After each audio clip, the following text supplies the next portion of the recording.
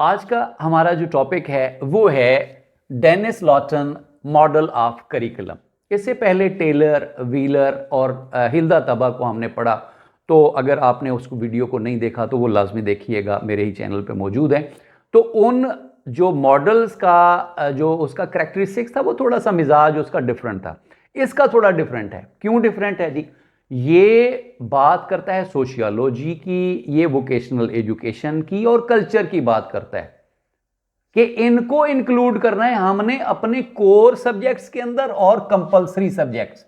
Core और जो compulsory हमारे सब्जेक्ट्स हैं उनमें हमने अपने कल्चर को, वोकेशनल एजुकेशन को और अपनी सोशियोलॉजी को, सोसाइटी के जो नॉर्म्स हैं उनको हमने शामिल करना है। तो होपफुली समझ लग गया होगा इसमें मुख्तलिफ क्या है।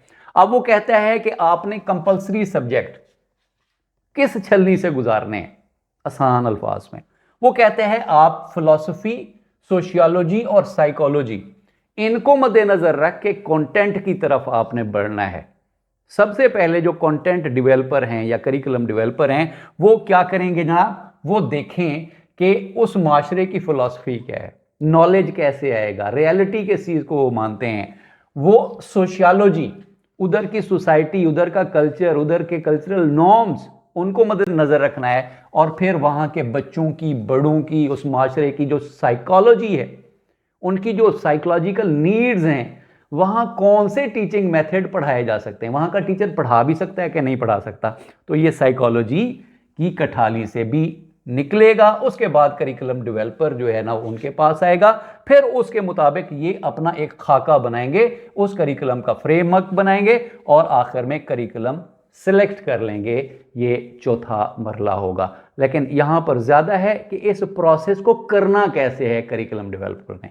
दूसरी तरफ क्या चीज है? वो है स्टेजेस। अब स्टेज 1, 2, 3, 4, 5 स्टेजेस इसने जो दी हैं उसमें वही वाली बात है, लेकिन यहां पर थोड़ा सा एक्सप्लेन कर दिया है कि साइकोलॉजी है, फिलॉसफी है, उसको आपने कैसे करना है 5 स्टेजेस के अंदर। इसमें स्टेज 1 जो है वो है फिलोसॉफिकल एम्स, कि वहां के माशरे की फिलॉसफी को मद्देनजर रखते हुए उनके एम्स डिफाइन किए जाएं करिकुलम के, और उसके मुताबिक देखा जाए कि उस माशरे के अंदर रियलिटी का क्या कॉन्सेप्ट है।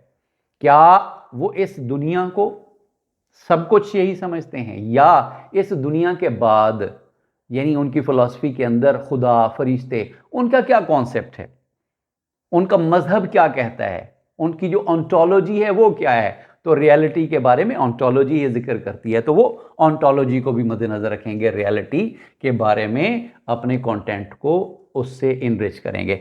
फिर नॉलेज, एपिस्टेमोलॉजी फिलॉसफी की शाख है। तो नॉलेज कैसा होना चाहिए? फैक्ट बेस्ड होना चाहिए, ट्रूथ होना चाहिए और बेनिफिशियल होना चाहिए। तो नॉलेज इस कठाली में से भी गुजरेगा। उसके बाद वैल्यू सिस्टम, वहां के मुआशरे के क्या वैल्यूज हैं, वो अपने बड़े छोटों के साथ सच्चाई, ईमानदारी, दयानतदारी, इनके ऊपर उनका क्या ख्याल है, उसको मद्देनजर रखना है और आने वाली जनरेशन को उस वैल्यू सिस्टम से रूशनास कराना है। कोर सब्जेक्ट्स ज्यादातर इसी के हवाले से होते हैं। फिर आगे आ गया जी स्टेज 2 में फिर सोशियोलॉजी, वो भी उस सोसाइटी की सोशल नॉर्म्स को मद्देनजर रखते हुए आपने क्या करना है, वहां के सोशल इश्यूज एड्रेस करे जो कोर करिकुलम है, वहां की जो सोशल चेंज है, जो इश्यूज हैं उनके अंदर कैसे तब्दीली लेके आनी है, उनका जो सोशल माइंड सेट है उसके अंदर बेहतरी कैसे लेके आनी है, और सोशल कॉग्निशन, सोसाइटी के बारे में उनका नॉलेज, वो हमने अपने करिकुलम का हिस्सा बनाना है। तो ये हो गई दूसरी स्टेज। तीसरी स्टेज में जनाब कहते हैं कल्चर। कल्चर क्या है? आपका बोलना, आपकी लैंग्वेजेस, आपका पहनना, आपका रहना, आपकी जो नॉलेजेस हैं, तो वो कहते हैं कल्चर का इंक्लूजन होना चाहिए। उस माशरे के नज़दीक तरीन जो कल्चर है या उस माशरे का जो कल्चर है वो आपके कोर करिकुलम का लाजमी हिस्सा हो।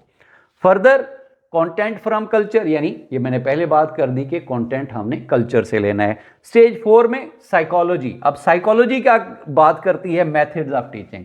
अब ये सारी चीजें जब हमने कर ली तो मेथड कौन से, वहां का टीचर कौन सा मेथड पढ़ा सकता है, उनके बच्चों की तो उनका आईक्यू लेवल है वो क्या है, उसके मुताबिक कौन कौन सी चीज़ें या उनकी जो रिसोर्सेज हैं, एविएट्स हैं उनके स्कूल में अवेलेबल, उसके मुताबिक मेथोडोलॉजी अडॉप्ट की जाएगी, वो सजेस्ट की जाएगी। और बच्चों की जो साइकोलॉजिकल नीड्स हैं, उनको हमने कॉन्फिडेंस कैसे देना है, उनको हमने एक्टिव कैसे बनाना है, तो ये जो साइकोलॉजिकल नीड्स हैं उनको भी मद्देनज़र रखेंगे जो करिकुलम डेवलपर हैं। 5वीं स्टेज है जी इवैल्यूएशन। अब इवैल्यूएशन का तरीकाकार वो भी करिकुलम डेवलपर डिफाइन करेंगे, लेकिन keeping all these things in view. Feedback का वहाँ पर फॉर्मेटिव समेटिव असेसमेंट का ज़रिया होगा, ट्रेडिशनल वे से ग्रेडिंग उनकी की जाएगी, क्या किया जाएगा, तो ये करिकुलम डेवलपर इस चीज़ को मद्देनज़र रखेंगे। फिर मैंने शुरू में बात की थी कि वो वोकेशनल एजुकेशन के ऊपर बहुत, कि इकोनॉमी आप, क्योंकि ये कल्चरल और सोशियोलॉजिकल इसका जो मॉडल है उसके अंदर सोसाइटी और आपका कल्चर बेहतर तब होता है जब वहाँ की इकोनॉमी बेहतर है। वो उनके बच्चों को हुनर सिखाया जाए, उनको स्किलफुल बनाया जाए, जो भी उस टाइम का स्किल्स हैं उनके लिए प्रैक्टिकली उनको सिखाया जाए, और प्रैक्टिकल स्किल्स को चेक करने के लिए, उनकी इवैल्यूएशन करने के लिए भी करिकुलम को वो जो इवैल्यूएशन सिस्टम है उसके मुताबिक बनाया जाए। तो ये आज का था हमारा टॉपिक।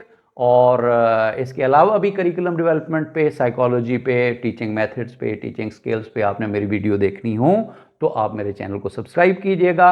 अपने कमेंट्स देना बिल्कुल ना भूलिएगा। Thank you very much.